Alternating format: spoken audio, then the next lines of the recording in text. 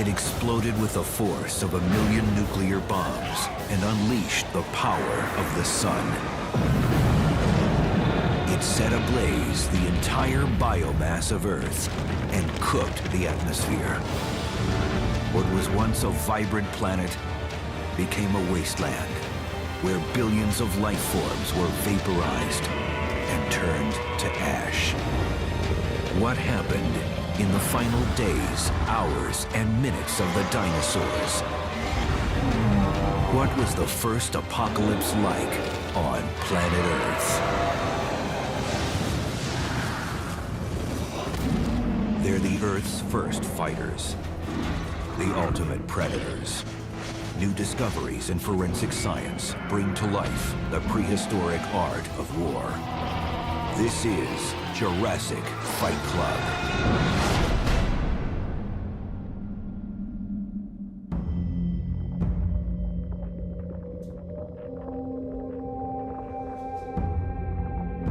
Four and a half billion years ago, the first life forms appeared on Earth.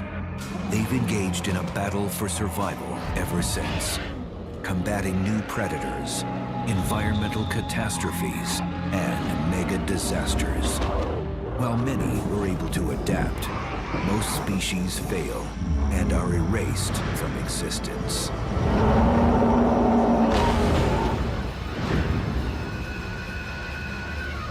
Planet Earth has faced 5 such extinctions.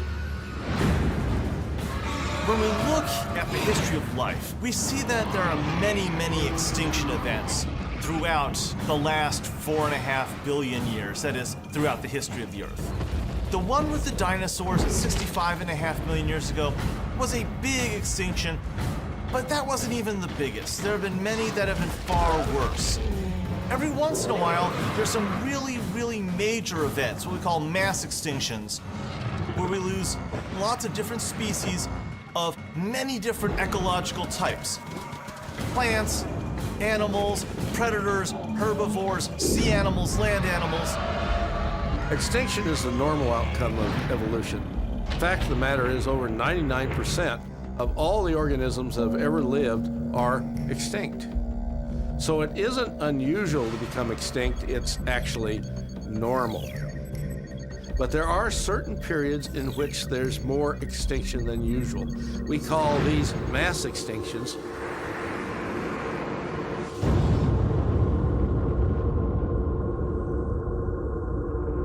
Mass extinctions can occur over an extended period, or they can happen in the blink of an eye.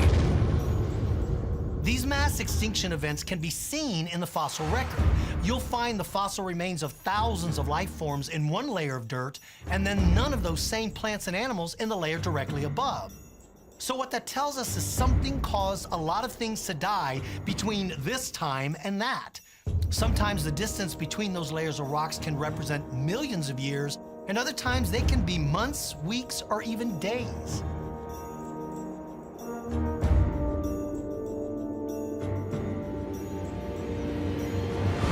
250 million years ago, one group of beasts would rise above all others and claim the world as their own.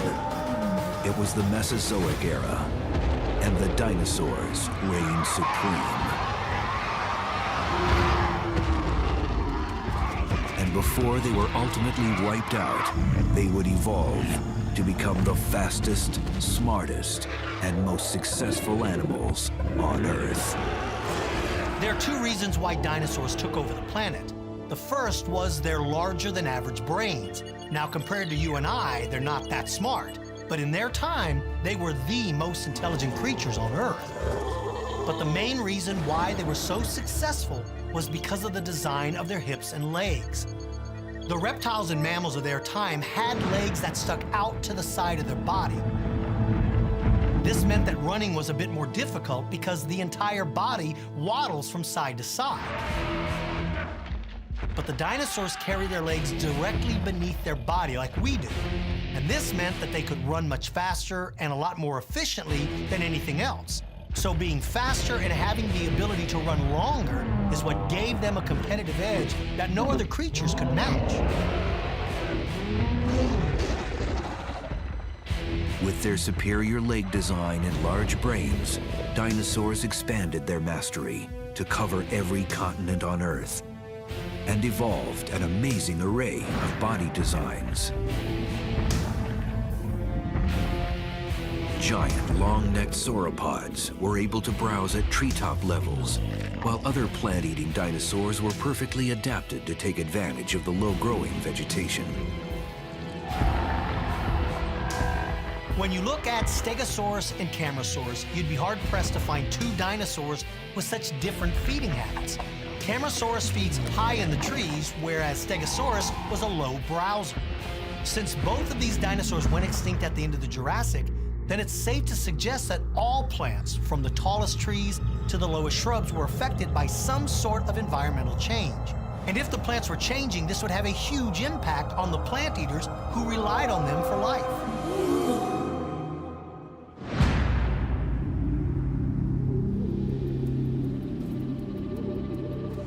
The late Jurassic period also saw apex predators all over the globe, from Denver, Colorado to Beijing, China.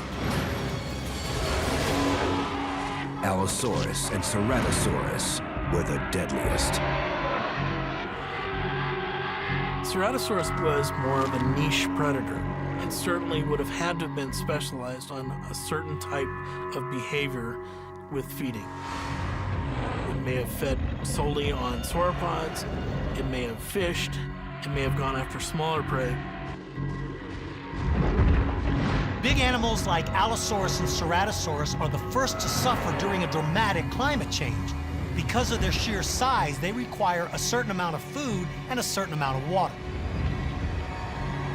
But just as the dinosaurs were beginning their ascent, a massive explosion in deep space would start a countdown to Armageddon. Two giant asteroids collided. The larger of the two was named Baptistina. We think it was probably on the order of about 170 kilometers across. And then something very large slammed into it, we think about 160 million years ago. The size of the impactor isn't quite known, but we think it might be on the order of about 60 kilometers or so.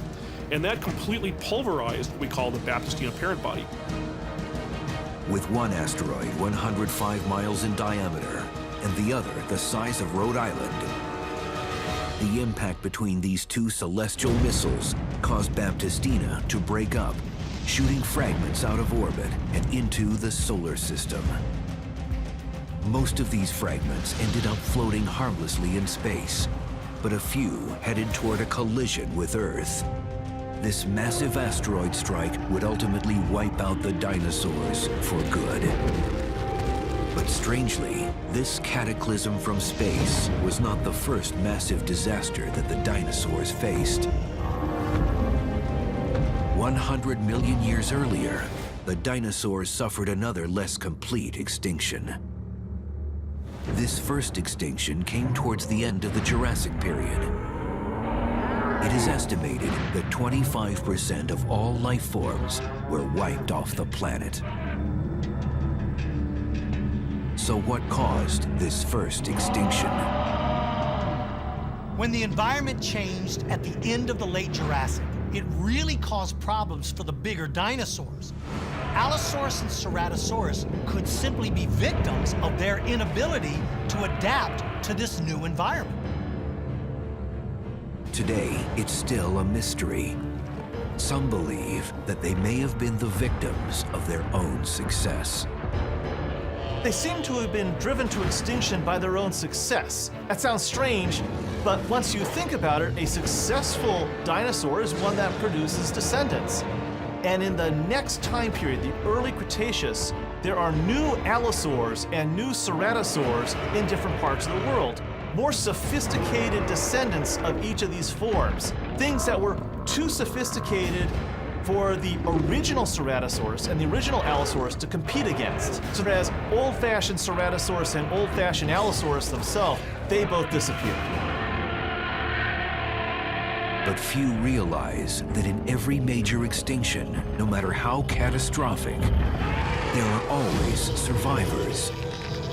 And for those plants and animals that are able to adapt quickly enough, The world is theirs for the taking. It's easy to think that all dinosaurs lived and died at the same time, but that's not the case. For instance, dinosaurs like Stegosaurus, Allosaurus, and Camarasaurus lived in the Jurassic period and died out tens of millions of years before dinosaurs like Tyrannosaurus Rex showed up. In fact, the time that separates those dinosaurs from T-Rex is longer than the amount of time that separates T-Rex from us. The thing about extinction events is that, of course, they're very bad for the animals that go extinct, but they open up a door of opportunity for a lot of other animals and plants. And basically, once certain species disappear, then other species will evolve and change and take over their place in that particular ecosystem or habitat.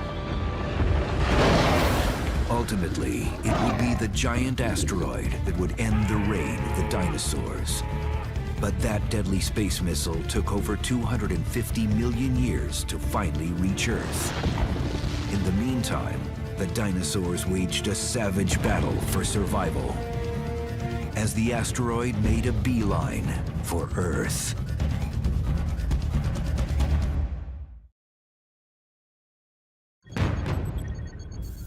"144 million years ago, at the end of the Jurassic era, many dinosaur species fell victim to climate changes that likely brought about their first extinction.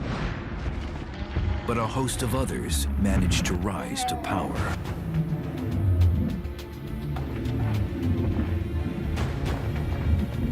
More efficient plant eaters like Gastonia and Tenontosaurus were able to fill the void left by their predecessors. And in turn, new predators appeared along with them. At the top of the food chain, the raptors. But these predators were more advanced than their earlier cousins. This is when raptors like Deinonychus and Utahraptor made their debut. Over the next 79 million years, dinosaurs continued to reign as the unchallenged rulers of Earth. No other animals could match their size, power, and ferocity. By the end of the Cretaceous period, global environmental changes saw the emergence of tougher, more fibrous species of plants. To take advantage of these new food sources, specially adapted herbivores evolved.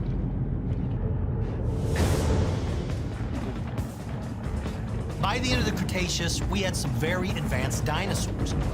There were lots of species of ceratopsians, these were the horned dinosaurs, and there were an abundance of duck-billed dinosaurs called hadrosaurs.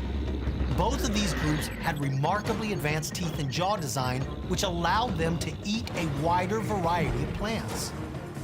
And the predators also had become more advanced.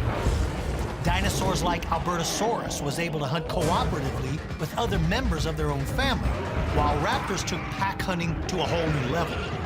But sitting atop all of these was Tyrannosaurus Rex. He was the ultimate predator in Earth's history, and yet with all these evolutionary advancements, they literally disappeared in the blink of an eye.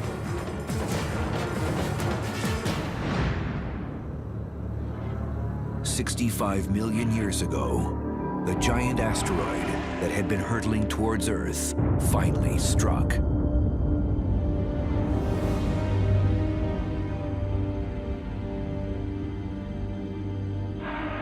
On land and in the sea, nothing was safe. All the dinosaurs in the world at that time became extinct, along with a lot of the big reptiles that sort of looked like dinosaurs. Things like mosasaurs, plesiosaurs in the ocean, and on land, of course, the Tyrannosaurus Rex and Nanotyrannus and Triceratops, and all the duck-billed dinosaurs and all the little raptors and so forth. It was a pretty much extinction of everything. For many years, scientists were baffled by this instant Armageddon. To experts, it was astounding that so much carnage could have hit in a sudden, catastrophic event. The time in geological history that separates the end of the Cretaceous from the Tertiary period is marked with a very distinctive band of clay. You can see this thin band in locations throughout the world, and it clearly marks the spot where something major had taken place. Below it, we find dinosaurs, pterosaurs, and a variety of giant sea reptiles. But above that line, we don't see any evidence of these same creatures. So this layer clearly represents that something dramatic had happened on Earth that caused a mass extinction in a very short time. The layer that separates the two periods is called the KT boundary. The KT boundary marks the end of the age of dinosaurs and the beginning of the age of mammals. But does the KT boundary signify the absolute end of all dinosaurs? Incredibly, many experts believe that dinosaurs are still among us. At 65.5 million years ago, the age of dinosaurs came to an end. After that point, mammals were the dominant land-living creature. However, it's important to remember that although the age of dinosaurs came to an end, the dinosaurs themselves did not. Well, it turns out that one branch of that group survived, and that's the great group of birds. Birds themselves are the descendants of creatures very closely related to things like Deinonychus and Utahraptor. And so birds are, by definition, part of the dinosaur group. So the dinosaurs survived, but I have to say, all the really cool ones died out. This extinction event was not only distinctive for how quickly it happened. The force of this blast is simply unimaginable to us today.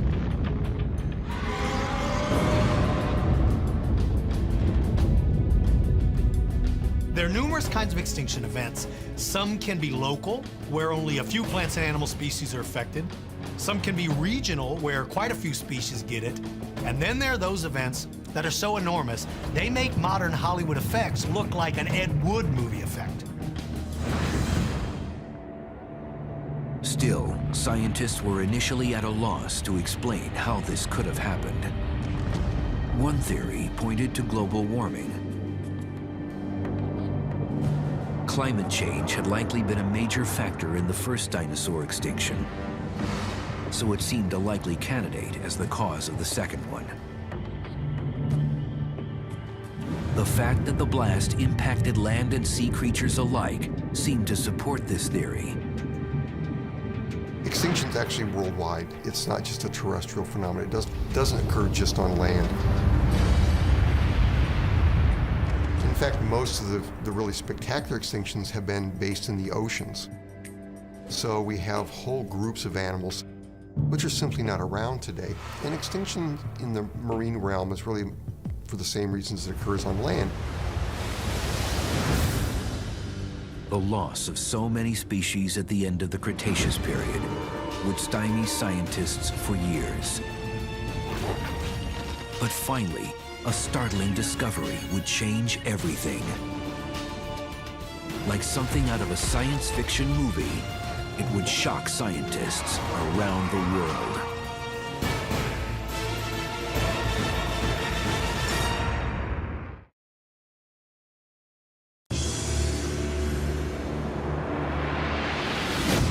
The cause of a mass Armageddon some 65 million years ago had baffled modern science for decades. There seemed to be some sort of missing evidence, but no one could seem to figure out what it was. In 1980, a miraculous find would finally lift the veil of mystery. What Dr. Luis Alvarez and his son, Dr. Walter Alvarez, uncovered would set off a firestorm.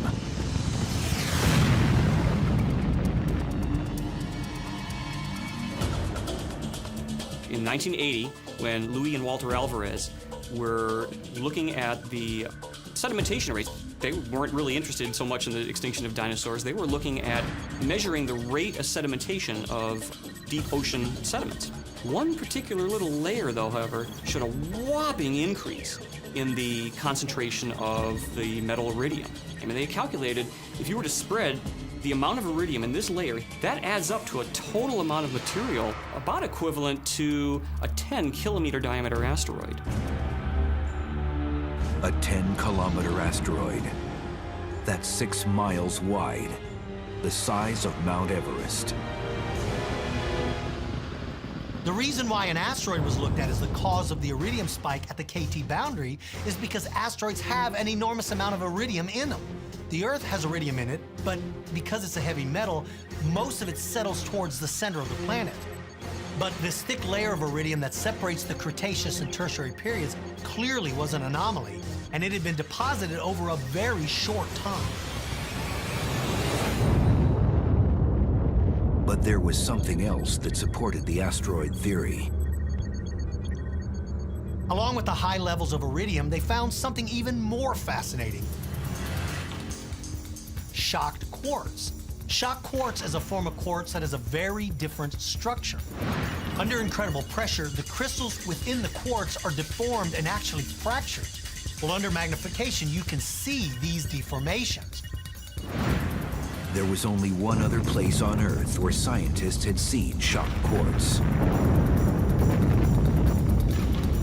It was at the site of a nuclear bomb test that was conducted at the Alamogordo test range in New Mexico in 1945. Shocked quartz was first identified at the site of an underground nuclear bomb test. It's that kind of force that causes this particular quartz to form. So finding shocked quartz mixed within the high levels of iridium was pretty darn clear evidence that something massive had hit the Earth. How big an asteroid would it take to distribute this much iridium around the entire planet? And they came up with a very rough number of something on the order of 10 kilometers across. That's, it's Mount Everest size sort of impactor, if you will. But if an asteroid the size of Mount Everest killed the dinosaurs, where was the crater? For 10 years, the mystery remained. Then, in 1990, a new clue. Petroleum companies searching for oil in the Yucatan Peninsula came upon evidence of a massive underwater impact. There was an oil company in Mexico searching for different places where there might be oil deposits. And in those areas, they actually found a fairly circular feature. And in that, they deduced that that might be an impact crater. The satellite images were mind-boggling. And then they started to see the telltale signs that something very big and very large had hit. And now finally, what's happened just recent times is we have radar information from the space shuttle. And from that, you can actually see the outlines very faintly of this impact crater. Today, this huge crater is named the Chicxulub crater. But was it the right size to be linked to the KT boundary evidence? It wasn't until 1990, 1991 when the Chicxulub crater in northern Yucatan was identified.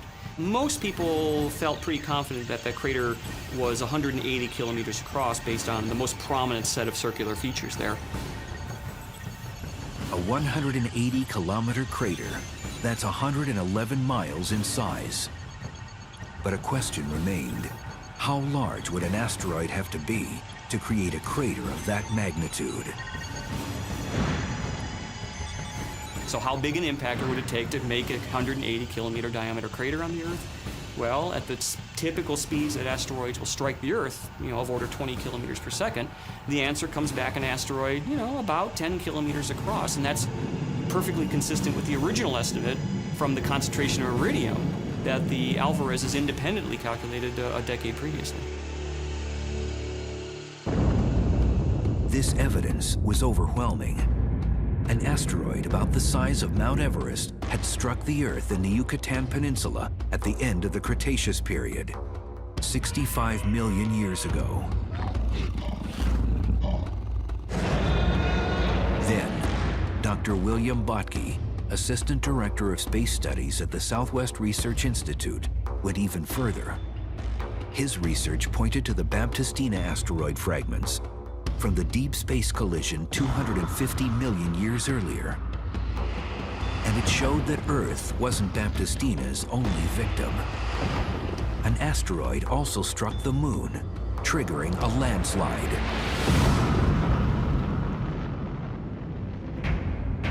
The Apollo 17 spacecraft landed in a place where they actually detected evidence for a landslide that had happened about 110 million years ago.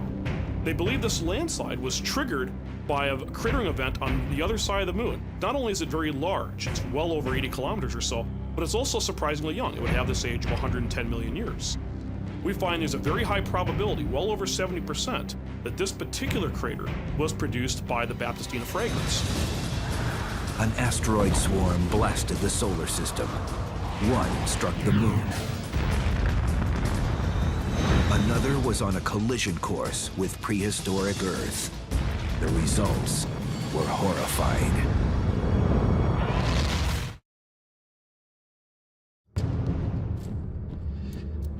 Traveling at twice the speed of sound, an enormous asteroid made its way into our inner solar system on a collision course with the dinosaurs. 65 million years ago, the Earth suffered an enormous extinction event, one that would wipe out all the non-avian dinosaurs along with millions of other life forms. Imagine a rock the size of Manhattan Island slamming into the Earth at 43,000 miles per hour. You've heard of the phrase hell on Earth. This impact was so powerful, hell would have felt like a tanning booth in comparison. In 2000, another link was found between the asteroid and prehistoric Earth. Several years ago, there was surveys that went out, and they actually took cores from different places in the ocean, and they tried to probe to get these cores all the way back to 65 million years ago. And interestingly enough, in one of these core samples, they found a tiny piece of a meteorite, a fossil meteorite.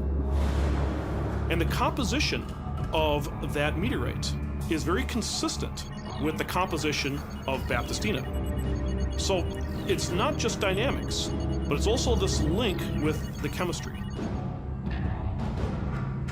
The impact of the asteroid would kick off a series of cataclysmic events that would devastate life worldwide. So using science as a guide, is it possible to recreate the final moments of the dinosaurs? The first effect was the impact itself. So when a 10-kilometer diameter asteroid enters through the atmosphere and impacts the surface of the Earth, you have to realize that 10-kilometer object is comparable to the size, the height scale of the atmosphere itself. And so the object almost effectively never even sees the atmosphere. At that time, a 10-kilometer impactor is going to vaporize, melt, and displace something like well over 10,000 cubic kilometers of the surface of the Earth. You've got 10,000 cubic kilometers of limestone and evaporate and granite being vaporized and excavated and thrown around the planet. It's a hideously violent event, the impact of an object of that size. The initial impact would have instantaneously vaporized over 72.8 billion tons of solid rock. You would be able to hear this blast around the world, probably multiple times going around it. We know from human history that when Krakatoa, the great eruption, occurred in Indonesia, that people heard it in the mainland and other parts of Eurasia. And it certainly was detected by barometers all the way around the world. This is something far larger. So you could probably hear this all the way around the world. There may have even been noticeable earthquakes spreading out from it around the world. And then things would begin to get really weird. The impact of the asteroid striking the ocean would set off its next form of destruction: tidal waves. But these weren't just any tidal waves. These tsunamis were over 3 miles high. At the time of the impact site itself was under a shallow sea, a couple hundred feet deep. And so very naturally, one of the immediate effects of the impact itself was to launch an enormous tsunami. This is unlike any tsunami any human has ever witnessed. We're talking kilometers height of water moving across what was then the early Gulf of Mexico. After the initial impact flash, shock waves, and tsunamis, things began to really heat up. The upper atmosphere would heat to maybe 1,200, 1,500 degrees, hotter than the elements in your oven on self-clean. Another way of looking at it is that 20% of 100 million megatons is 20 million megatons, which amounts to a 1 megaton hydrogen bomb at 6-kilometer intervals all around the planet. The heat from the upper atmosphere would have ignited fires everywhere that fuel was available, and the quantity of energy probably hit several thousand degrees on the surface for several hours, hot enough to melt steel. The vaporized material blown out of the crater in this big expanding fireball, if you will, that was hundreds of kilometers across, glowing and as hot as the sun. So you've got these little millimeter and dust size little beads of glassy material recondensing from that vaporized rock, raining back through the atmosphere all across the entire planet. Tens and tens of billions of tons of this stuff. The combined effect of all these trillions upon trillions of re-entering meteorites shock heated the upper atmosphere to the point that for us standing on the surface of the Earth looking up, it, for all the world, would look like the whole atmosphere had been turned into a pizza oven.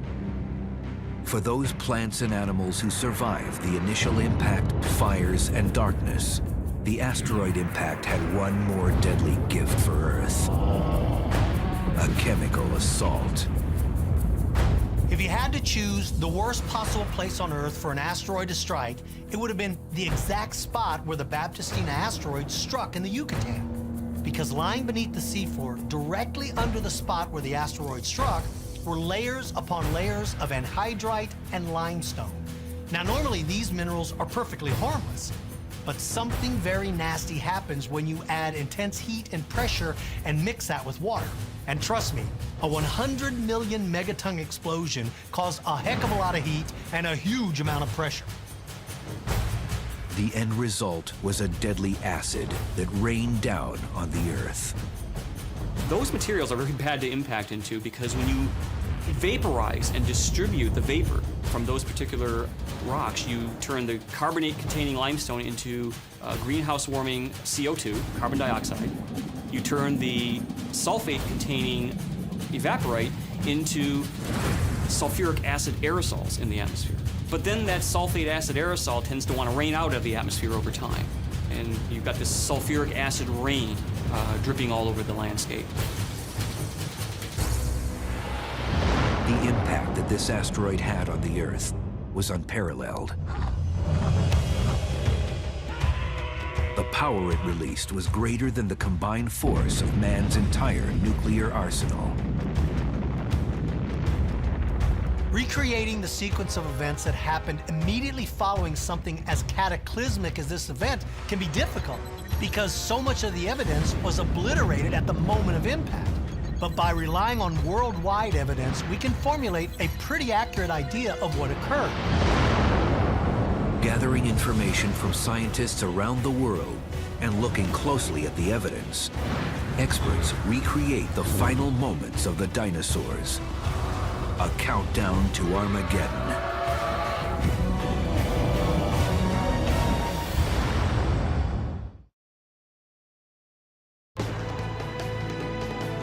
After colliding with another asteroid millions of miles from Earth, fragments of the Baptistina asteroid are thrown into space. 110 million years ago, one of those pieces struck the moon. And now another even larger piece is speeding towards Earth.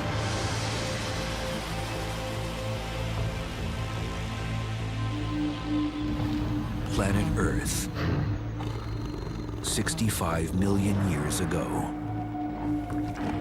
24 hours to impact. As dinosaurs on the dark side of the Earth sleep, those on the other side go about their daily business of survival.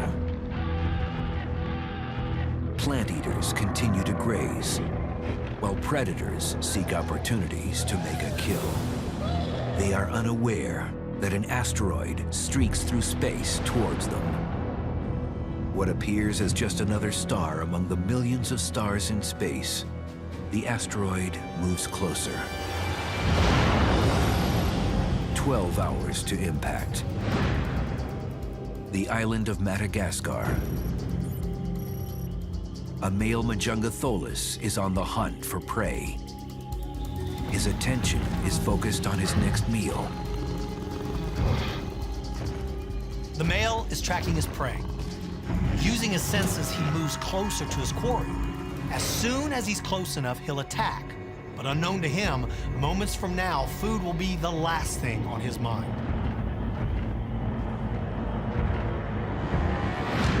Halfway around the world, in what will become South Dakota, a family of Tyrannosaurus rex makes their way towards a river to drink.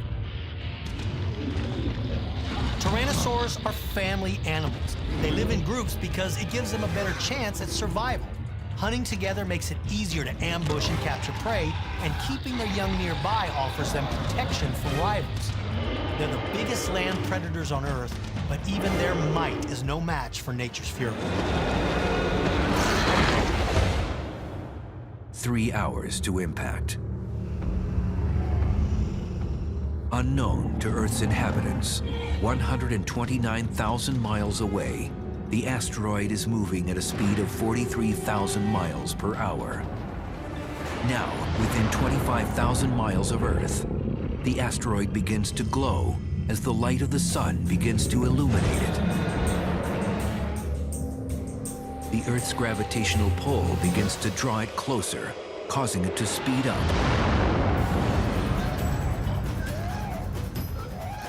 Deep within a forest in prehistoric Texas, a group of raptors uses the trees to shade themselves from the intense sun. No amount of trees will be able to shade them from the heat that is about to set in on planet Earth. By midday, the temperatures now reach 90 degrees. Those in the northern hemisphere can now see a bright light in the sky.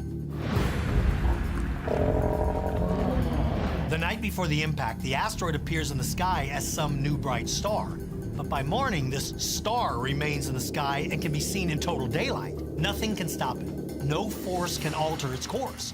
Earth and her inhabitants are about to be introduced to a Baptistina asteroid. 30 minutes to impact. The asteroid now appears much larger. Silently, it closes the gap between it and the planet. Life below begins to stir. 10 minutes to impact. The asteroid continues its journey. It grows ever larger in the summer sky. As it draws closer, animals begin to panic. Things are starting to heat up in the atmosphere. This triggers intense electrical storms throughout the planet. These storms won't be there for much longer. 5 minutes to impact. The sky is now illuminated by the glowing orb as it draws closer. The asteroid begins to heat up as it comes into contact with our atmosphere. The dinosaurs are starting to cook. The temperatures begin to rise very quickly as this enormous rock begins to heat up. The plants and trees beneath it begin to smoke and then spontaneously combust under its intense heat. The world is about to catch fire. 1 minute to impact. Most of the Earth's forests are now engulfed in flames. The water in lakes and rivers begins to boil.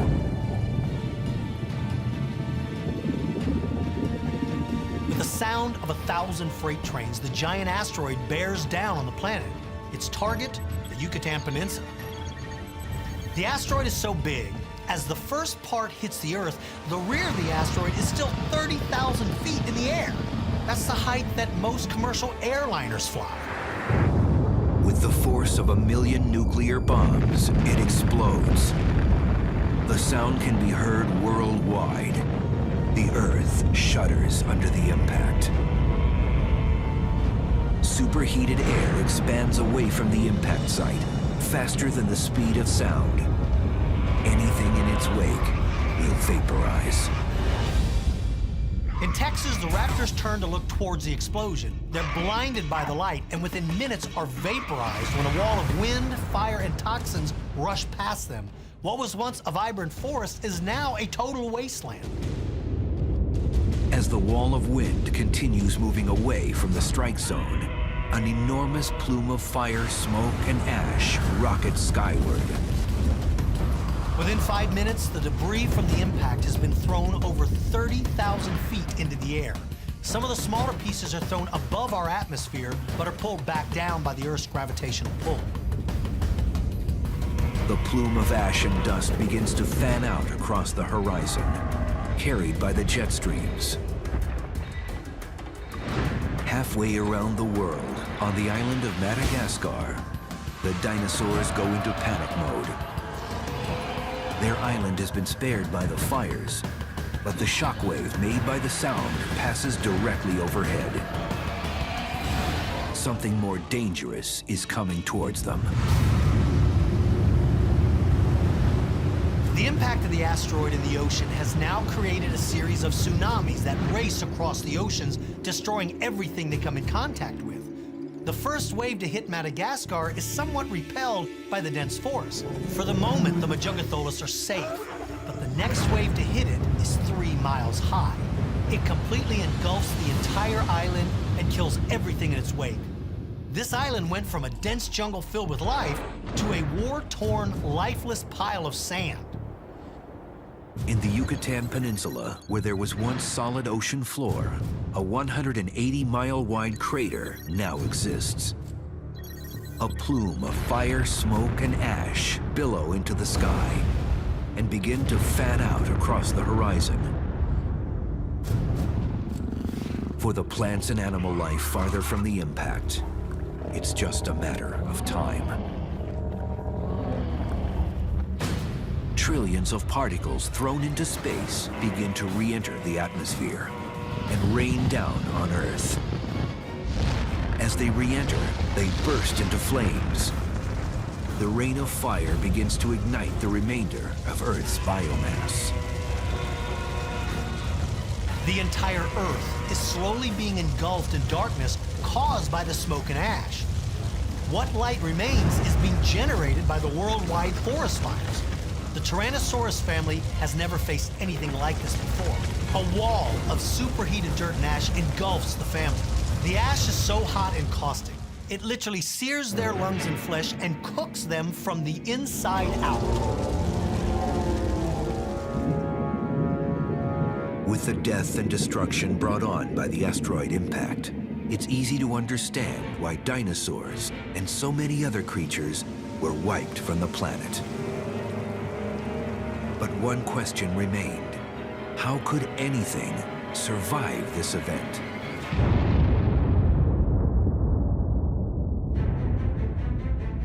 Although you have death and destruction on a massive scale, millions of plants and animal species still survive.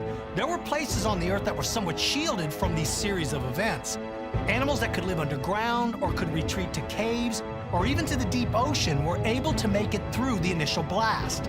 Some birds, reptiles, fish, insects, amphibians, and mammals were all able to find shelter or to be in the right location where they could survive.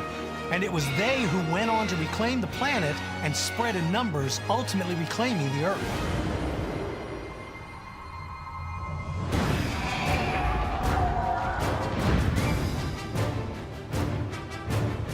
All modern life, including man, owes its existence to the Armageddon that unfolded 65 million years ago. Although millions of life forms died, those that survived would go on to inhabit every corner of the Earth and take their spots in evolutionary history, waiting for the next inevitable apocalypse.